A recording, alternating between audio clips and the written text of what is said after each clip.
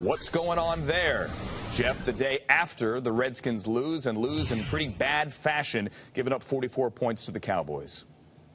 Well, Andrew, to lend some perspective on the calm nature here at Redskins Park, I give you this. I walked into the locker room today. A member of the PR staff said to me, "Good to see you," which is not something that we would have heard had this been a bad day at Redskins Park. Instead, it is a very calm day. There are no expected departures. There is some questions still swirling, as you mentioned, about Jim Haslett. Keeping in mind that this defense has seen plenty of collapses throughout the season. Remember, when Haslett came into this year, there was talk that he would be let loose, that it would be Haslett's opportunity to come off of the Mike Shanahan system and be more of his own. But the defense gave up far too many third downs. They didn't get enough takeaways, and they collapsed late in the season. Haslett was unable to inspire a defense. Could be some blame on the personnel, but there will be questions in the coming days about Haslett's job security. But I am told at this point that head coach Jay Gruden will take the next several days talking to general manager Bruce Allen before that decision is made. Now, obviously, the other big topic here, Robert Griffin III. I'm told by Griffin that he would like to remain a member of the organization. Dan Snyder, the team owner, still supporting Robert Griffin III. So now it's a matter of Griffin and Gruden getting together to find out exactly what's in store for their future.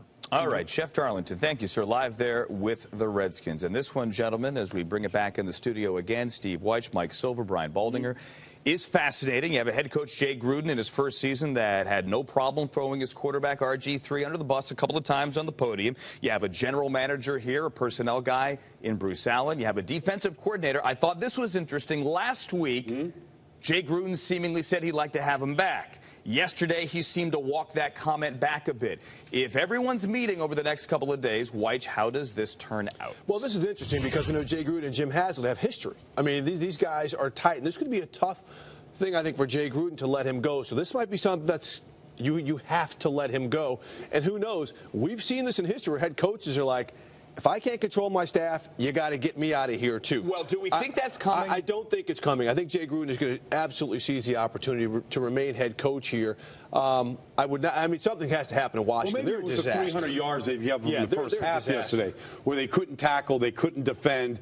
Records were just falling by the wayside for the Cowboys. And Jay Gruden said at the half, he ripped his team at the half and said it was the worst defensive performance he had ever seen. And it did change in the third quarter after he read him the riot act at halftime of that game. But people thought going into this game, what was the motivation for the Cowboys to play? Well, the Redskins didn't play. No. And now the effort wasn't there, and then the quarterback is an absolute mess. And the same issues that get brought up each and every week with RG3 were all on display yesterday. The red zone turnovers, ball security, reading a defense. It was awful, and that's what he was brought in part to do, Mike, is to fix the quarterback situation. The situation was abysmal, all three quarterbacks. And this is what bothers me. I guarantee you Jay Gruden sat there when they talked about him becoming the head coach and said, yes, I'm excited to coach Robert Griffin III. I can fix him. But of course I can work with him. So then to have him so quickly saying negative things about him, now he's there, we're not, but I thought that was a bit jarring, almost as if he was daring Daniel Snyder, him or me. As far as the note about the worst defensive performance he's ever seen, a side note, he clearly didn't watch my alma mater, Cal, the last two seasons. Okay. All right. Wow. Wyche says he doesn't think anything gives here, at least with Jay Gruden. Do you think something gives? Because there may be a showdown on the quarterback here. We all think there could be a showdown. They have so much invested in Robert Griffin III that if there is a showdown, don't bet on Jay Gruden.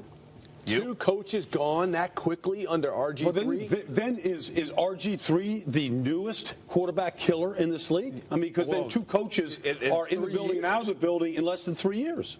We'll find out.